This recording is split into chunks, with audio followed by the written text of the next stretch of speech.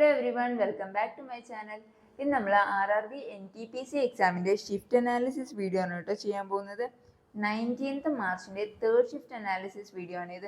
ഞാൻ ഇനി കണ്ടിന്യൂസ് ആയിട്ട് ഷിഫ്റ്റ് അനാലിസിസ് വീഡിയോസ് അപ്ലോഡ് ചെയ്യുന്നതായിരിക്കും. അപ്പോൾ എൻ്റെ ചാനൽ യൂസ്ഫുൾ ആയിട്ട് തോന്നുകയാണെങ്കിൽ ഡെഫിനറ്റ്ലി സപ്പോർട്ട് ചെയ്യാൻ കേട്ടോ. ഓക്കെ, സോ എന്തായാലും നമുക്ക് ക്വസ്റ്റ്യൻസിലേക്ക് പോവാം. First question is, by which constitutional amendment act was the name of Oriya language changed to Odia?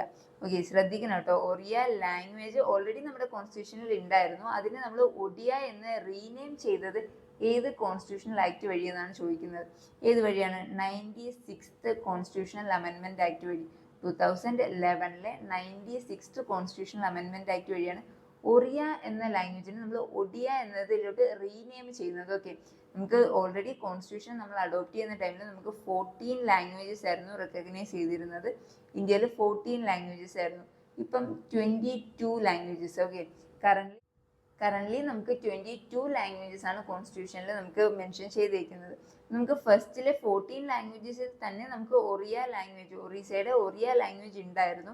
പക്ഷേ അതിൻ്റെ നെയിം മാറ്റിയതാണ് 96th കോൺസ്റ്റിറ്റ്യൂഷണൽ അമെൻമെൻറ്റ് ആക്ട് വഴി. അതുപോലെ തന്നെ ഒറീസ, ഓക്കെ, ഇപ്പം നമ്മുടെ ഒഡീഷ എന്നാണല്ലേ. ഒറീസ എന്ന സ്റ്റേറ്റ് ഇപ്പം എന്താണ്? ഒഡീഷ എന്നാണ് അറിയപ്പെടുന്നത്. ഒറീസ എന്ന സ്റ്റേറ്റിനെ റീനെയിം ചെയ്ത് ഒഡീഷ ആക്കുന്നത് ഏത് അമെൻമെൻറ്റ് ആക്ട് ആണെന്നറിയോ? It was 113. Okay, 113 amendment act വഴിയാണ് ഒറീസ എന്ന സ്റ്റേറ്റിൻ്റെ പേര് മാറ്റി നമ്മൾ ഒഡീഷ എന്നാക്കുന്നത്. ഓക്കെ, അതുപോലെ ഒറിയ ലാംഗ്വേജിനെ ഒഡിയ ലാംഗ്വേജ് ആക്കിയത് 96th കോൺസ്റ്റിറ്റ്യൂഷണൽ അമെൻമെൻറ്റ് ആക്ട് വഴിയാണ്. ഓക്കെ, സോ നെക്സ്റ്റ് നോക്കി, ഞാൻ ഓൾറെഡി പറഞ്ഞു നമുക്ക് 14 ലാംഗ്വേജസ് ആയിരുന്നു കോൺസ്റ്റിറ്റ്യൂഷനിൽ ഉണ്ടായിരുന്നത്. ഇപ്പോൾ 22 ലാംഗ്വേജസ് ഉണ്ടല്ലേ. അതായത് നമുക്ക് 8 ലാംഗ്വേജുകൾ നമുക്ക് എക്സ്ട്രാ ആയിട്ട് ആഡ് ചെയ്തിട്ടുണ്ട്. അത് ഏതൊക്കെ കോൺസ്റ്റിറ്റ്യൂഷണൽ അമെൻമെൻറ്റ് വഴിയാണ് ആഡ് ചെയ്തതെന്ന് നോക്കി വെക്കണം കേട്ടോ. അത് നമുക്ക് മിക്കവാറും ക്വസ്റ്റ്യൻസിൽ ചോദിക്കുന്നതാണ്. ആൻഡ് ഓൾസോ ഈ ലാംഗ്വേജസ് ഏത് ഷെഡ്യൂളിലാണ് വരുന്നത്? 8th schedule of the constitution. Okay, കോൺസ്റ്റിറ്റ്യൂഷൻ്റെ 8th ഷെഡ്യൂൾ, 8th ഷെഡ്യൂളിലാണ് ലാംഗ്വേജസ് വരുന്നത്. ഓക്കെ, അപ്പം നോക്കിയേ, first one is Sindhi language.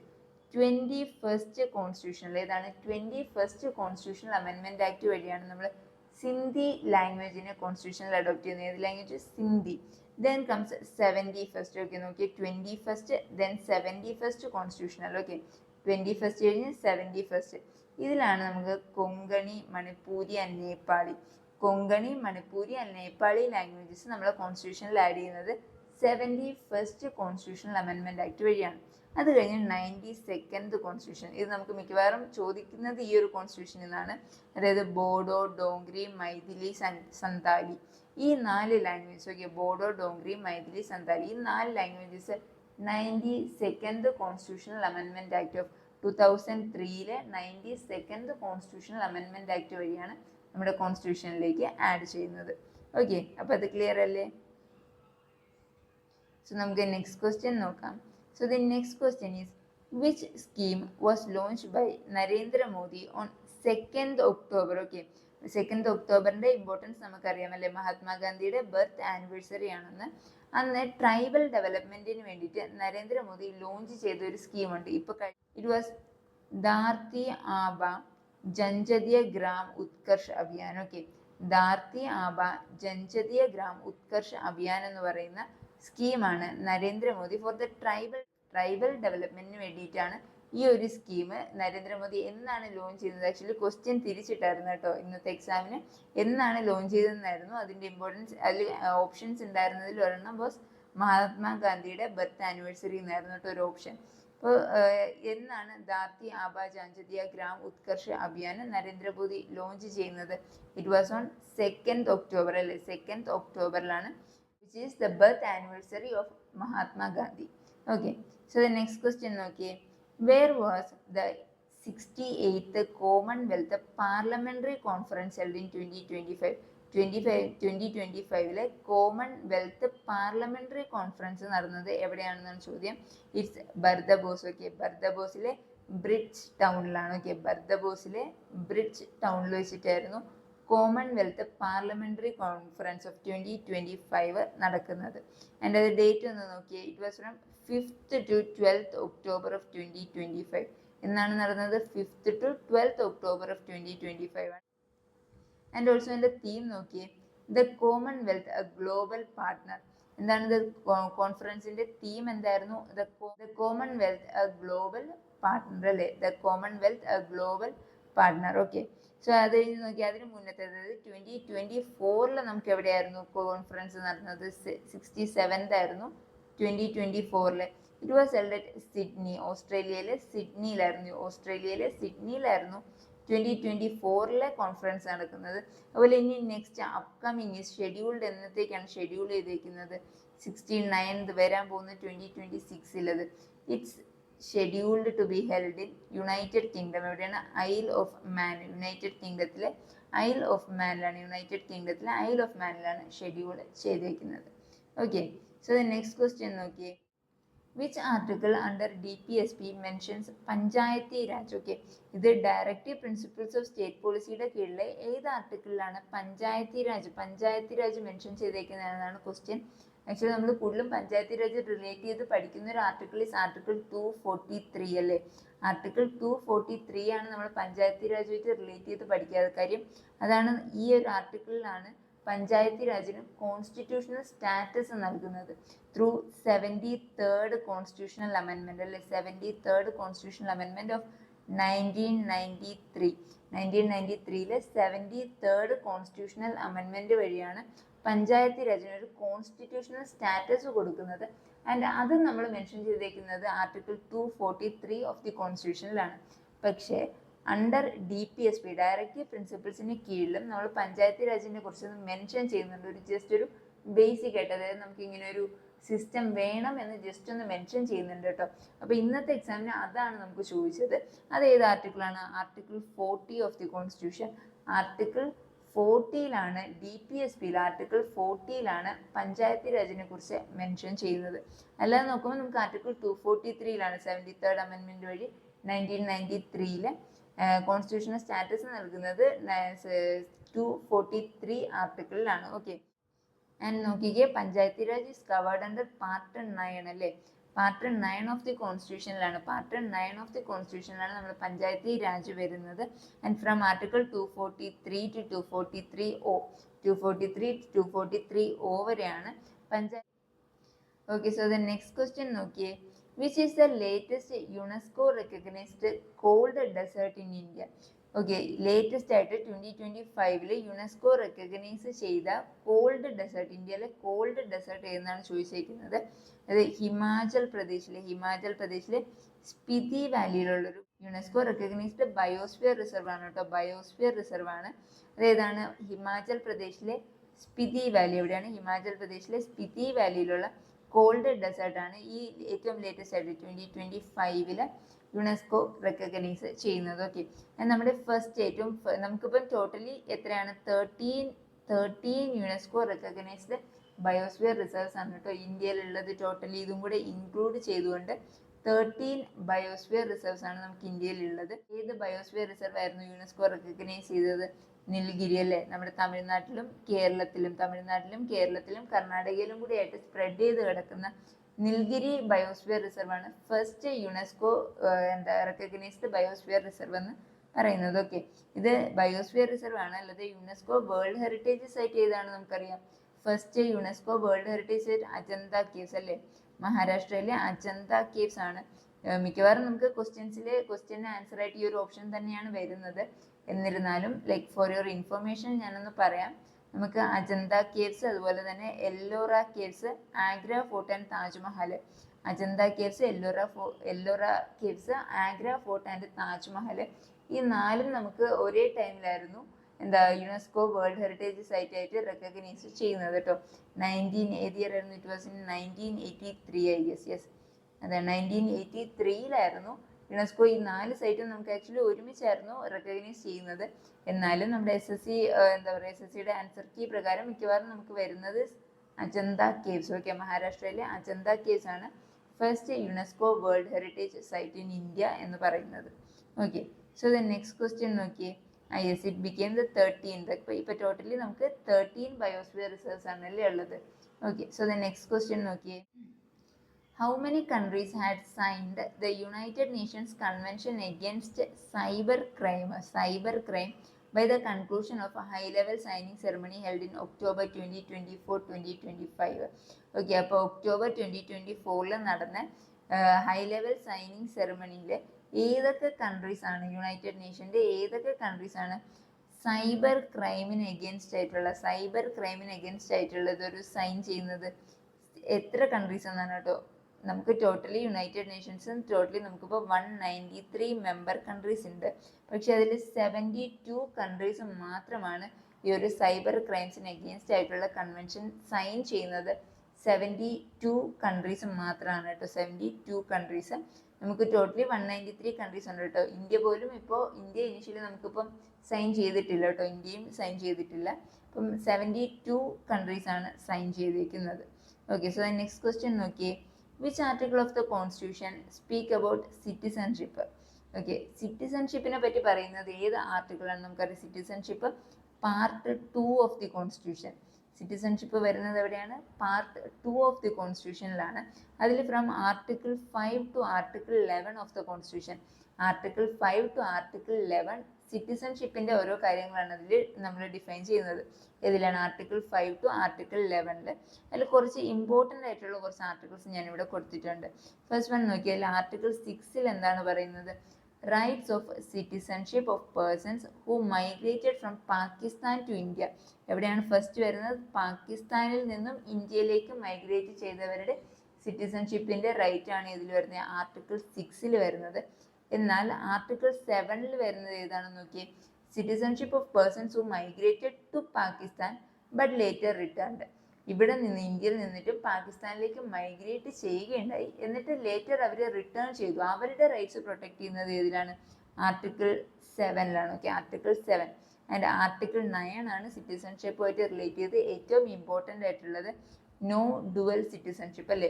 India dual citizenship അനുവദിക്കുന്നില്ല അല്ലേ? അതായത് ഇന്ത്യയിലും മറ്റൊരു കൺട്രിയിലും കൂടെ ആയിട്ടുള്ള സിറ്റിസൺ ആയിട്ട് നിൽക്കാനായിട്ട് ഇന്ത്യ അനുവദിക്കുന്നില്ല. ഇപ്പോൾ person voluntarily acquires foreign citizenship. ഒരാൾ വോളണ്ടറിലി ഫോറിൻ സിറ്റിസൺഷിപ്പ് അക്വയർ ചെയ്ത് കഴിഞ്ഞാൽ പിന്നെ അയാൾ നോ ലോങ്ങർ ആ ഇന്ത്യൻ സിറ്റിസൺ.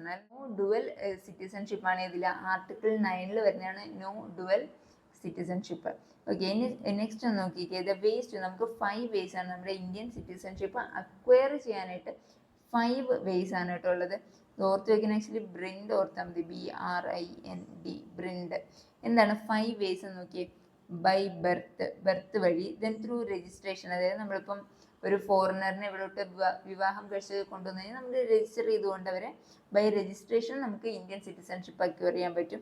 അത് കഴിഞ്ഞിട്ട് through incorporation of territories. Okay, ടെറിട്ടറീസിൻ്റെ ഇൻകോർപ്പറേഷൻ വഴിയിട്ട് ദെൻ നാച്ചുറലൈസേഷനും ഡിസെൻറ്റും. ഡി ആണ് ഡിസെൻറ്റ്. ഓക്കെ, നാച്ചുറലൈസേഷനും ഡിസെൻറ്റും ഓൾമോസ്റ്റ് സിമിലർ ആണ്. നമ്മുടെ നാച്ചുറലൈസേഷൻ മീൻസ് ഇപ്പം നമ്മുടെ പാരൻസ് ഇന്ത്യൻ ആണ്, നമ്മളിപ്പം അബ്രോഡ് ആണെങ്കിലും നമ്മുടെ പാരൻസ് ഇന്ത്യൻ ആണെങ്കിൽ നമുക്ക് ഇന്ത്യൻ സിറ്റിസൺഷിപ്പ് കിട്ടുന്നു. അതുപോലെ ഡിസെൻറ്റ് നോർമലി നമ്മൾ ഇവിടെ ജനിക്കുന്നു, നമുക്ക് ഡിസെൻറ്റ് വഴി കിട്ടുന്നു. ഓക്കെ, അങ്ങനെ ഈ ഒരു 5 വേസ്, ഈ ഒരു 5 രീതികളാണ് ഇന്ത്യൻ സിറ്റിസൺഷിപ്പ് കിട്ടാനായിട്ടുള്ളത്. ബ്രിൻഡ് അല്ലേ? By birth, through registration, through incorporation of territories, naturalisation and descent. Okay, ഈ 5 വേസ് വഴിയാണ് നമ്മൾ ഇന്ത്യൻ സിറ്റിസൺഷിപ്പ് അക്വയർ ചെയ്യുന്നത്. ആൻഡ് ഓൾസോ നമുക്ക് ലൂസ് ചെയ്യാൻ ഇന്ത്യൻ സിറ്റിസൺഷിപ്പ് പോകാനുണ്ടാവുന്ന 3 കാര്യങ്ങൾ RTD, റിട്ടയർഡ് എന്ന് ഓർത്തു. RTD, നമ്മൾ ഇന്ത്യൻ സിറ്റിസൺഷിപ്പിൽ നമ്മൾ റിട്ടയർ ആയി പോകും അല്ലേ? RTD ഏതൊക്കെയാണ്? Renunciation, termination and deprivation. ഏതൊക്കെയാണ്? Renunciation, termination and deprivation. Renunciation എന്ന് പറയുന്നത് നമ്മൾ വോളണ്ടറിലി സിറ്റിസൺഷിപ്പ് നമ്മൾ വേണ്ടെന്ന് പറയുന്നതാണ് റിനൗൺസിയേഷൻ.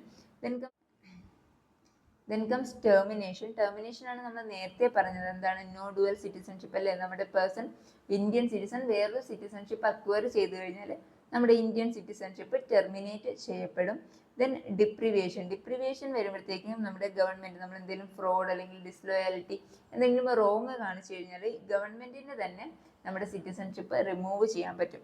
അതാണ് ഡിപ്രിവിയേഷനിൽ വരുന്നത്. ഓക്കെ, അപ്പോൾ ഈ 3 വേസിലൂടെയാണ് ഇന്ത്യൻ സിറ്റിസൺഷിപ്പ് നമുക്ക് നഷ്ടമാവുന്നത്. Okay, so the next question നോക്കിയേ. Who was the first Jain president of the Indian National Congress? Okay, INCയുടെ ഫസ്റ്റ് ജെയിൻ പ്രസിഡന്റ് ആണ് കേട്ടോ. ഫസ്റ്റ് പ്രസിഡന്റ് അല്ല, അത് നമുക്ക് യൂഷ്വലി ചോദിക്കുന്നത്. First president is Womesh Chandra Banerjee അല്ലെ? WC ബാനർജി ആണ് ദ ഫസ്റ്റ് പ്രസിഡന്റ് എന്ന് പറയുന്നത് INCയുടെ. എന്നാൽ ദ ഫസ്റ്റ് ജെയിൻ പ്രസിഡന്റ് ആയിരുന്നതാണ് ക്വസ്റ്റ്യൻ. ഇറ്റ്സ് നോക്കിയേ, റായ് ബഹദൂർ രഘുനാഥ് നരസിംഹ മുധോൽക്കർ. മുധോൽക്കർ എന്ന് നമുക്ക് ഓർക്കാം അല്ലെ. എന്താണ്? നരസിംഹ മുധോൽക്കർ ആണ് the first Jain president of INC എന്ന് പറയുന്നത്. നരസിംഹ മുധോൽക്കർ ആണ്. ഓക്കെ, സോ നെക്സ്റ്റ് നോക്കിയത് ഫസ്റ്റ് ഹിന്ദു പ്രസിഡന്റ് അല്ലെങ്കിൽ first president of INC WC Banerjee. Womesh Chandra Banerjee തന്നെയാണ് ഫസ്റ്റ് ഹിന്ദു പ്രസിഡന്റ് അല്ലെങ്കിൽ first president of INC. And first Muslim president ഒന്ന് നോക്കി ആരാണ്? ഇറ്റ്സ് ബദ്രുദ്ദീൻ ത്യാബ്ജി. നമുക്കറിയാം ബദ്രുദ്ദീൻ ത്യാബ്ജി ആണ് first Muslim president of INC എന്ന് പറയുന്നത്. അതുപോലെ തന്നെ പാഴ്സി. ഓക്കെ, പാഴ്സി നോക്കി ദാദാഭായ് നവറോജി ആണ്. ഓക്കെ, ദാദാഭായ് നവറോജി ആണ് the first Parsi president of INC എന്ന് പറയുന്നത്. ദാദാഭായ് നവറോജി ആണ്.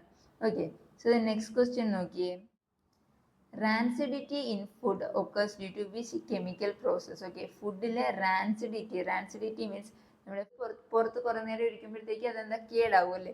അത് എന്ത് കാരണം, ഏത് കെമിക്കൽ പ്രോസസ്സ് കൊണ്ടാണ് ആ ഒരു സ്പോയിൽ ഉണ്ടാവുന്നതാണ്? It's through oxidation. Okay, oxidation process കൊണ്ട് ഫുഡിലെ ഓയിലും ഫാറ്റും ഒക്കെ ഓക്സിജനുമായിട്ട് റിയാക്ട് ചെയ്യുന്നത് കാരണം. ഓക്കെ, റിയാക്ട് ചെയ്യുന്നത് കാരണമാണ് ഈ ഒരു റാൻസിഡിറ്റി ഉണ്ടാകുന്നത്. ഫുഡിലെ ഫാറ്റും ഓയിലും ഒക്കെ ഓക്സിജനുമായിട്ട് റിയാക്ട് ചെയ്യുന്നത് കൊണ്ടാണ് നമുക്ക് ഈ ഒരു ഇങ്ങനെ നമ്മുടെ ഫുഡ് സ്പോയിലായി പോകുന്നത്. ആൻഡ് ഇത് ഏത് പ്രോസസ് ആണ്? അപ്പോൾ ഓക്സിഡേഷൻ. ഒരു ബാഡ് സ്മെല്ല് അല്ലെങ്കിൽ ഒരു അൺപ്ലസന്റ് നമ്മുടെ ഫുഡ് ചീത്തയാവുന്നു, ഫുഡ് ഇല്ലാതാവുന്നത് തന്നെയാണ്. It's through oxidation. ഓക്കെ, അതിൻ്റെ കുറച്ച് എക്സാമ്പിൾസ് ഒന്ന് രണ്ടെണ്ണം വേറെ കൂടി നോക്കൂ. റെസ്റ്റിംഗ് ഓഫ് അയൺ, ഓക്സിഡേഷൻ കാരണമാണ് എന്ത്? റെസ്റ്റിംഗ് ഓഫ് അയൺ ഉണ്ടാവുന്നത് ഓക്സിഡേഷൻ കാരണമാണ്. അതുപോലെ തന്നെ ആപ്പിൾ, ബനാന പോലുള്ള കട്ട് ഫ്രൂട്ട്സ് ഒക്കെ ബ്രൗൺ കളർ ആവുമല്ലേ, കുറച്ച് നമ്മൾ കട്ട് ചെയ്ത് കുറച്ച് കഴിയുമ്പോൾ അതൊരു ബ്രൗൺ കളർ ആവുന്നുണ്ട്. ഇതിനെല്ലാം കാരണം എന്താണ്? ഓക്സിഡേഷൻ ആണല്ലേ. ഇതിനെല്ലാം കാരണം എന്താണ്? Oxidation. Okay, so the next question നോക്കിയേ, what are the examples of ഘനവാദ്യ? ഘനവാദ്യ നമ്മൾ കഴിഞ്ഞ ക്ലാസ്സിൽ ഡിസ്കസ് ചെയ്തു അല്ലേ. ഇത് ഇഡിയോഫോൺസ്, ക്രോഡോഫോൺസ് ഒക്കെ നമ്മൾ കഴിഞ്ഞ ക്ലാസ്സിൽ ഡിസ്കസ് ചെയ്തു. അപ്പോൾ ഇതിൽ നോക്കിക്കേ, ഇതിൽ ചോദിച്ചേക്കുന്നത് നമുക്ക് എക്സാമിന് ഓപ്ഷൻസ് തന്നിട്ട് അതിൽ ഏതായിരുന്നു ഘനവാദ്യ എന്നായിരുന്നു ക്വസ്റ്റ്യൻ. അപ്പം ഞാനിവിടെ കുറച്ച് എക്സാമ്പിൾസ് ഓഫ് ഘനവാദ്യ കൊടുത്തിട്ടുണ്ട്. ഘനവാദ്യ എന്ന് പറയുന്നത് നമ്മൾ ഇതിലൊരു സൗണ്ട് ഉണ്ടാക്കുന്നതാണ് കേട്ടോ. സൗണ്ട് നമ്മൾ അതായത് എന്തെങ്കിലും തട്ടിയോ അങ്ങനെ എന്തെങ്കിലും ഇൻസ്ട്രുമെന്റ്സ് വഴി വെയിറ്റോട് കൂടി ഒരു സൗണ്ട് ഉണ്ടാക്കുന്നതാണ് നമ്മൾ ഇഡിയോഫോൺസ് അല്ലെങ്കിൽ ഘനവാദ്യ എന്നതിൽ വരുന്നത്. ഏതൊക്കെ ഇൻസ്ട്രുമെന്റ്സ് ആണെന്ന് നോക്കി, മഞ്ജിര, കർത്താല്, ജൽതരംഗ്, അതുപോലെ ഖന്ദ, ബെൽ. ഓക്കെ, ഖന്ദ, ബെൽ, അതുപോലെ ജൽതരംഗ്, ഇത് രണ്ടും ഇമ്പോർട്ടൻ്റ് ആയിട്ട് നോക്കി വയ്ക്കുക കേട്ടോ. ഇഡിയോഫോൺസ് അല്ലെങ്കിൽ ഘനവാദ്യക്ക് എക്സാമ്പിൾസ് ആണ് ഈ 4 അതുപോലെ തന്നെ നമ്മൾ കഴിഞ്ഞ ക്ലാസ്സിൽ ഡിസ്കസ് ചെയ്തു ഏതൊക്കെയാണ്. ക്രോഡോഫോൺസ് എന്താ? ക്രോഡോഫോൺസ് എന്ന് പറയുന്നത് തത്വവാദ്യങ്ങളാണ്. തത്വവാദ്യം means stringed instruments. Okay, തത്വവാദ്യം. Okay, തത്വവാദ്യങ്ങളാണ് എന്ത്? സ്ട്രിങ്ഡ് ഇൻസ്ട്രുമെന്റ്സ് ആണ്. അതായത് സിത്താർ, വീണ പോലുള്ള സ്ട്രിങ്ഡ് ഇൻസ്ട്രുമെന്റ്സിനെയാണ് നമ്മൾ ക്രോഡോഫോൺസ് അല്ലെങ്കിൽ തത്വവാദ്യ എന്ന് വിളിക്കുന്നത്. അതുപോലെ തന്നെ നമുക്ക് എയറോഫോൺസ് ഉണ്ട്. ഏതാണ്? എയറോഫോൺസ് അതേതാ? സുഷിരവാദ്യങ്ങൾ. അപ്പൊ തന്നെ നമുക്കറിയില്ലേ സുഷിരവാദ്യം, വിൻഡ് ഇൻസ്ട്രുമെന്റ്സ്. സുഷിരവാദ്യം മീൻസ് വിൻഡ് ഇൻസ്ട്രുമെന്റ്സ് ആണ്. എയറോഫോൺസ് ആണ് ഇത് നമ്മുടെ ഫ്ലൂട്ടൊക്കെ പോലുള്ള വിൻഡ് ഇൻസ്ട്രുമെന്റ്സ് ആണ് എയറോഫോൺസിൽ വരുന്നത്. അതുപോലെ തന്നെ നമുക്ക് മെംബ്രാനോഫോൺസ് ഉണ്ട് കേട്ടോ. മെംബ്രാനോഫോൺസ് ആണ് നമ്മുടെ ഈ തബല, മൃദംഗം പോലുള്ളതൊക്കെയാണ് എന്ത്? മെംബ്രാനോഫോൺസ് എന്ന് പറഞ്ഞാൽ അതായത് എന്തെങ്കിലും മെംബ്രെയിൻ പോലെ ഇങ്ങനെ വലിച്ച് കെട്ടിയതിനു ശേഷം അതിൽ നമ്മൾ തട്ടുമ്പോൾ സൗണ്ട് ഉണ്ടാകുന്നതാണ്. അതായത് ഏതാണ്? ഈ തബല പോലെയൊക്കെ, തബല, മൃദംഗം പോലെയൊക്കെ ഉള്ളതാണ് എന്ത്? മെംബ്രാനോഫോൺസ് ആയിട്ട് വരുന്നത്. ഓക്കെ, നമ്മൾ കഴിഞ്ഞ ക്ലാസ്സിൽ ഡിസ്കസ് ചെയ്തതാണ് നല്ലോണം, അതുകൊണ്ടാണ് ഞാൻ കുറച്ച് സ്പീഡിൽ അങ്ങ് പോകുന്നത്. Okay, so the next question നോക്കിയേ, which Portuguese governor introduce the blue water policy? ചോദിച്ച ക്വസ്റ്റ്യൻ ആയിരുന്നു. ബ്ലൂ വാട്ടർ പോളിസി ഏത് പോർച്ചുഗീസ് ഗവർണറാണ് ഇൻട്രൊഡ്യൂസ് ചെയ്തതെന്നാണ്. It was Francisco Almeida. ആരാണ്? ഫ്രാൻസിസ്കോ അൽമേദയാണ്. അൽമേദയാണ് ബ്ലൂ വാട്ടർ പോളിസി ഇവിടെ ഇൻട്രൊഡ്യൂസ് ചെയ്യുന്നത്. ആൻഡ് ഓൾസോ അൽമേദയാണ് നമ്മുടെ പോർച്ചുഗീസിന്റെ ഫസ്റ്റ് ഗവർണർ ഓഫ് ഇന്ത്യ എന്ന് പറയുന്നത്. ഇന്ത്യയിലെ ഫസ്റ്റ് പോർച്ചുഗീസ് ഗവർണർ എന്ന് പറയുന്നത് അൽമേദയാണ് കേട്ടോ. ഫ്രാൻസിസ്കോ ഡി അൽമേദയാണ്. ഓക്കെ, ആൻഡ് പോർച്ചുഗീസിന്റെ കാര്യം പറയുമ്പോൾ നമുക്കറിയാലേ വാസ്കോഡ ഗാമയാണ് ഇന്ത്യയിൽ ഫസ്റ്റ് വരുന്ന പോർച്ചുഗീസുകാരനാരാണ്? വാസ്കോഡ ഗാമയാണ്. അത് ഏത് ഇയറിലായിരുന്നു? 1498. ഏത് ഇയറിലാണ്? 1498 നമ്മുടെ കോഴിക്കോട് കാപ്പാട് ബീച്ചിൽ 1498 വാസ്കോഡ ഗാമ പോർച്ചുഗീസിൽ നിന്നും ആദ്യമായി ഇന്ത്യ ഡിസ്കവർ ചെയ്തുകൊണ്ട് ഇന്ത്യയിൽ എത്തുന്നത് അല്ലേ. ഓക്കെ, സോ നെക്സ്റ്റ് ക്വസ്റ്റ്യൻ നോക്കിയേ, in developed countries which sector of the economy contributes the most? നമ്മൾ കഴിഞ്ഞ ക്ലാസ്സിൽ ഡിസ്കസ് ചെയ്തു അല്ലേ. ഡെവലപ്ഡ് കൺട്രീസിനാണ് ചോദിച്ചിരിക്കുന്നത്. ഇന്ത്യയിൽ നമുക്ക് ജി ഡി പിയിൽ ഏറ്റവും കൂടുതൽ കോൺട്രിബ്യൂഷൻ തരുന്നത് ടെറിഷറി സെക്ടർ തന്നെയാണ് അല്ലേ, സർവീസ് സെക്ടർ തന്നെയാണ്.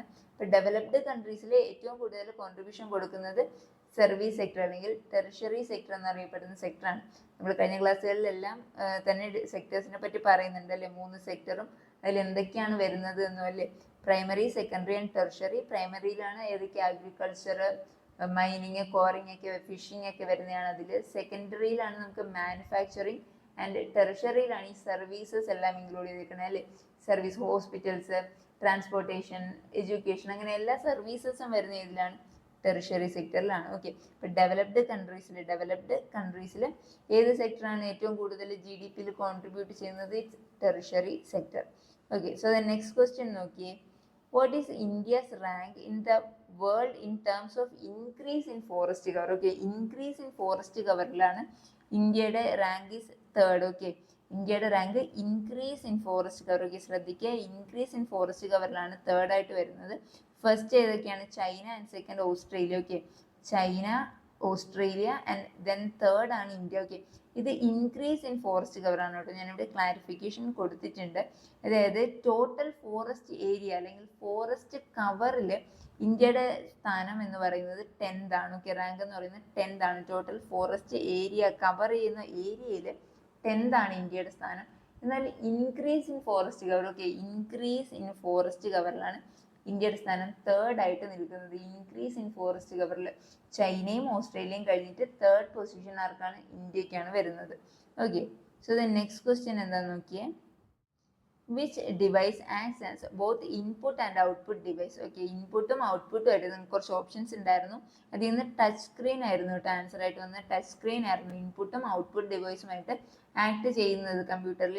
ടച്ച് സ്ക്രീൻ ആണ്. ആൻഡ് കുറച്ച് അതർ എക്സാമ്പിൾസ് ഇവിടെ നോക്കിയേ. നമ്മുടെ മോഡം ഒരു ഇൻപുട്ട് ആൻഡ് ഔട്ട്പുട്ട് ഡിവൈസ് ആണ്. അതുപോലെ network, NIC, network interface card, NIC എന്ന് പറയുന്ന നെറ്റ്വർക്ക് ഇൻ്റർഫേസ് കാർഡും ഒരു ഇൻപുട്ട് ഔട്ട്പുട്ട് ഡിവൈസ് ആണ്. ഓക്കെ, അതിൽ നോക്കിയേ ഇൻപുട്ട് ഡിവൈസസ് ഒക്കെ ഏതൊക്കെയാണ്? കീബോർഡ്, മൗസ് ഒക്കെ ഒരു ഇൻപുട്ട് ഡിവൈസ് ആണ്. ആൻഡ് ഔട്ട്പുട്ട് ഡിവൈസസ് ആണ് monitor, printer. Comprehensive Plan for Sustainable Development known as Agenda 21 was adopted at which summit? Agenda 21 എന്നറിയപ്പെടുന്ന ഒരു സസ്റ്റൈനബിൾ ഡെവലപ്മെന്റിന് വേണ്ടിയിട്ടുള്ള, നമ്മൾ ഇതിന്റെ കുറച്ച് ഭാഗങ്ങൾ കഴിഞ്ഞ ക്ലാസ്സിൽ ഡിസ്കസ് ചെയ്തു അല്ലേ. അപ്പോൾ ഇതുമായിട്ട് റിലേറ്റ് ചെയ്ത് കുറച്ച് ക്വസ്റ്റ്യൻസ് വരുന്നുണ്ട്, ഒന്ന് നോക്കി വെക്കാം കേട്ടോ, ഒന്ന് ഡീപ്പായിട്ട്.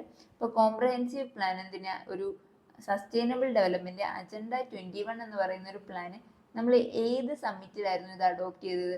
നമ്മൾ 1992 എർത്ത് സമ്മിറ്റിലാണ് ഈ ഒരു പ്ലാൻ ഫോർ സസ്റ്റൈനബിൾ ഡെവലപ്മെന്റ് നമ്മൾ അഡോപ്റ്റ് ചെയ്യുന്നത്. And it's also called Rio summit. കാരണം അത് റിയോ ഡി ജനീറോയിൽ വെച്ചിട്ടായിരുന്നു ഈ ഒരു എർത്ത് സമ്മിറ്റ് നടന്നത്. അതുകൊണ്ട് it's also called Rio summit. Okay, so the next question നോക്കിയേ. Which type of lens is used in simple microscope? Simple മൈക്രോസ്കോപ്പിൽ യൂസ് ചെയ്യുന്നത് ഏത് ടൈപ്പ് ഓഫ് ലെൻസ് ആണ്? It's convex lens. ഓക്കെ, നമ്മൾ കാര്യം സിമ്പിളിൽ നമുക്ക് ഗ്ലോറിഫൈ ചെയ്ത് കാണാൻ വേണ്ടി നമ്മൾ എന്താണ്? കോൺവെക്സ് ലെൻസ് ആണ് നമ്മൾ യൂസ് ചെയ്യുന്നത്. ആൻഡ് ഓൾസോ ലെൻസിന്റെ കാര്യം പറയുമ്പോൾ ഈ രണ്ടെണ്ണം നമുക്ക് മിക്കവാറും ക്വസ്റ്റ്യൻസ് എക്സാമിന് ചോദിക്കുന്നതാണ് കേട്ടോ. എന്താ? മയോപ്പിയയ്ക്ക്, അതായത് ഷോർട്ട് സൈറ്റഡ്നെസ്സിനെ യൂസ് ചെയ്യുന്നത്, അത് കറക്റ്റ് ചെയ്യാൻ, ഷോർട്ട് സൈറ്റഡ്നെസ് കറക്റ്റ് ചെയ്യാൻ യൂസ് ചെയ്യുന്നത് ഏത് ലെൻസാണ്? It's concave lens. Okay, concave lens ആണ് മയോപ്പിയ ആണ് ഷോർട്ട് സൈറ്റഡ്നെസ്. ഓക്കെ, അത് കറക്റ്റ് ചെയ്യാൻ വേണ്ടിയിട്ട് കോൺകേവ് ലെൻസും.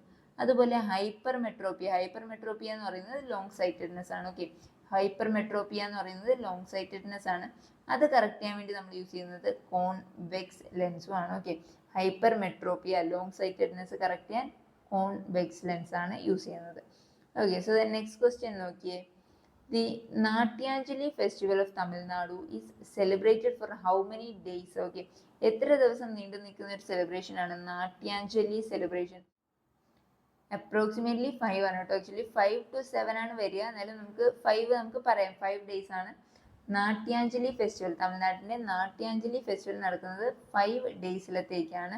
ആൻഡ് ഈ നാട്യാഞ്ജലി ഫെസ്റ്റിവൽ എന്ന് പറയുന്നത് ഒരു ക്ലാസിക്കൽ ഡാൻസ് ഫെസ്റ്റിവൽ ആണ്. ഓക്കെ, പല സ്റ്റേറ്റുകളിൽ നിന്നും ഒരുപാട് ആൾക്കാർ പങ്കെടുക്കുന്ന ഒരു ക്ലാസിക്കൽ ഡാൻസ് ഫെസ്റ്റിവൽ ആണ് ഈ തമിഴ്നാട്ടിൽ നടക്കുന്ന നാട്യാഞ്ജലി ഫെസ്റ്റിവൽ. ഇത് മഹാശിവരാത്രിയുടെ ടൈമിലാണ്. ഓക്കെ, മഹാശിവരാത്രിയുടെ ടൈമിലാണ് നമുക്ക് ഈ ഒരു ഫെസ്റ്റിവൽ നടക്കുന്നത്. ആൻഡ് ഇത് ലോർഡ് നടരാജ, ആർക്കാണ്? ലോർഡ് നടരാജയ്ക്ക് വേണ്ടിയിട്ട് ഡെഡിക്കേറ്റ് ചെയ്തിട്ടുള്ള ഒരു ഫെസ്റ്റിവലാണ് ഇത്, നാട്യാഞ്ജലി ഫെസ്റ്റിവൽ എന്ന് പറയുന്നത്. ഓക്കെ, സോ നെക്സ്റ്റ് ക്വസ്റ്റ്യൻ നോക്കിയേ. Which union territory of India have a legislative assembly? നമ്മൾ കഴിഞ്ഞ വീഡിയോയിൽ ഡിസ്കസ് ചെയ്തു അല്ലേ. ലെജിസ്ലേറ്റീവ് അസംബ്ലി ഏത് യൂണിയൻ ടെറിട്ടറിക്കാണ് ലെജിസ്ലേറ്റീവ് അസംബ്ലി സ്പെഷ്യൽ സ്റ്റാറ്റസ് അല്ലെങ്കിൽ സ്പെഷ്യൽ സ്റ്റാറ്റസ് വഴി ലെജിസ്ലേറ്റീവ് സ്വന്തമായി ലെജിസ്ലേറ്റീവ് അസംബ്ലി ഉള്ളത്? ഡൽഹിക്കും അതുപോലെ തന്നെ പോണ്ടിച്ചേരിയാണ്. ഓക്കെ, ഡൽഹിയും പോണ്ടിച്ചേരിക്കുമാണ് സ്പെഷ്യൽ സ്റ്റാറ്റസ് വഴി സ്വന്തമായി ലെജിസ്ലേറ്റീവ് അസംബ്ലി ഉള്ള യൂണിയൻ ടെറിട്ടറീസ് എന്ന് പറയുന്നത്. ആൻഡ് ഡൽഹിയുടെ ആർട്ടിക്കിൾ നമ്മൾ കഴിഞ്ഞ ദിവസം ഡിസ്കസ് ചെയ്തു. ഏത് ആർട്ടിക്കിളിലായിരുന്നു? 239AA. 239AA ഡൽഹിക്ക് ഈ ഒരു സ്പെഷ്യൽ സ്റ്റാറ്റസ് വരുന്നത്. അതുപോലെ പോണ്ടിച്ചേരിക്കാണെങ്കിൽ 239A. 239Aയിലാണ് പോണ്ടിച്ചേരിക്ക് ഈ ഒരു സ്പെഷ്യൽ സ്റ്റാറ്റസും അതുവഴി സ്വന്തമായി ലെജിസ്ലേറ്റീവ് അസംബ്ലിയും വരുന്നത് അല്ലേ. നമ്മൾ കഴിഞ്ഞ ക്ലാസ്സിൽ ഡീപ്പായിട്ട് കുറച്ചുകൂടി ഡിസ്കസ് ചെയ്തായിരുന്നു. ഓക്കെ, സോ നെക്സ്റ്റ് ക്വസ്റ്റ്യൻ നോക്കിയേ. What is the function of the short key control plus tab? Okay, control plus tab, നമ്മളൊരു ടാബ് കുറച്ച് ടാബുകൾ നമ്മൾ ഓപ്പൺ ആക്കി ഇരിക്കുകയാണെങ്കിൽ നമ്മളതിൽ കൺട്രോൾ പ്ലസ് ടാബ് ചെയ്യുമ്പോൾ എന്താ വരുന്നത്? നമ്മൾ ഈ നെക്സ്റ്റ് ടാബിലേക്ക്, okay, switch to the next tab, ആ ഒരു ബ്രൗസറിൽ നെക്സ്റ്റ് ടാബിലോട്ട് നമ്മൾ സ്വിച്ച് ചെയ്യും. സ്വിച്ച് ടു ദ നെക്സ്റ്റ് ടാബിനാണ് കൺട്രോൾ പ്ലസ് ടാബ് യൂസ് ചെയ്യുന്നത്. And control plus shift plus tab ആണെന്നുണ്ടെങ്കിൽ previous tab. Okay, control plus shift plus tab ആണെന്നുണ്ടെങ്കിൽ പ്രീവിയസ് ടാബിലേക്ക് പോകാനാണ് control plus shift plus tab use ചെയ്യുന്നത്. Okay, so the next question നോക്കിയേ. What was the major reform introduced during the 1991 economic reforms in India? Repeated ആയിട്ട് വരുന്നുണ്ട് അല്ലേ. 1991 economic റീഫോംസിന് എന്തായിരുന്നു? LPG അല്ലെ, ലിബറലൈസേഷൻ. ഇത് ആക്ച്വലി ക്വസ്റ്റ്യൻ ഇങ്ങനെ ആയിരുന്നില്ല. അതായത് കുറച്ച് ഓപ്ഷൻസ് തന്നിട്ട് 1991 എക്കണോമിക് റീഫോംസിൽ ഇതിൽ ഏതാണ് നടന്നത് എന്നായിരുന്നു. അപ്പോൾ അതിലെന്തോ ഒരു ഓപ്ഷൻ ആയിരുന്നു ഇങ്ങനെ ലിബറലൈസേഷൻ്റെ, അതായത് removal of government control on private entities എന്നെന്തായിരുന്നു ഒരു ഓപ്ഷൻ ആയിട്ടുണ്ടായിരുന്നത്. അപ്പോൾ ആ ഒരു ആൻസർ പിക്ക് ചെയ്യാനായിരുന്നു. ഇത് നമ്മളൊരു ക്വസ്റ്റ്യൻ ആൻസർ ഫോമാറ്റിലോട്ട് ആക്കിയതേ ഉള്ളൂ. ഓക്കെ, അപ്പോൾ 1991 റീഫോംസ് കേൾക്കുമ്പോൾ തന്നെ അറിയാം, ഓർക്ക് ഏതാണ്? LPG റീഫോംസ് ആണ്. എന്തൊക്കെയായിരുന്നു? LPG liberalisation, privatisation and globalisation. Liberalisation എന്ന് പറയുന്നത് ഗവൺമെന്റ് കൺട്രോളിന്റെ റെഡ്യൂസ് ചെയ്യുക അല്ലെങ്കിൽ removal of government control and licence കൊടുക്കുക, അതൊക്കെയായിരുന്നു ലിബറലൈസേഷനിൽ വരുന്നത്. ദെൻ പ്രൈവറ്റൈസേഷൻ എന്താണ്? നമ്മുടെ പ്രൈവറ്റ് കമ്പനീസ്, പ്രൈവറ്റ് സെക്ടറിൻ്റെ ഒക്കെ ഒരു ഗ്രോത്ത് ബൂസ്റ്റ് ചെയ്യുക, പ്രൈവറ്റ് സെക്ടേഴ്സിന് കൂടുതൽ ഇമ്പോർട്ടൻസ് കൊടുക്കുന്നതൊക്കെയായിരുന്നു പ്രൈവറ്റൈസേഷൻ. ആൻഡ് ഓൾസോ ഇത് ചോദിക്കാറുണ്ട് കേട്ടോ, ഡിസ്ഇൻവെസ്റ്റ്മെന്റ് ഇൻ PSU.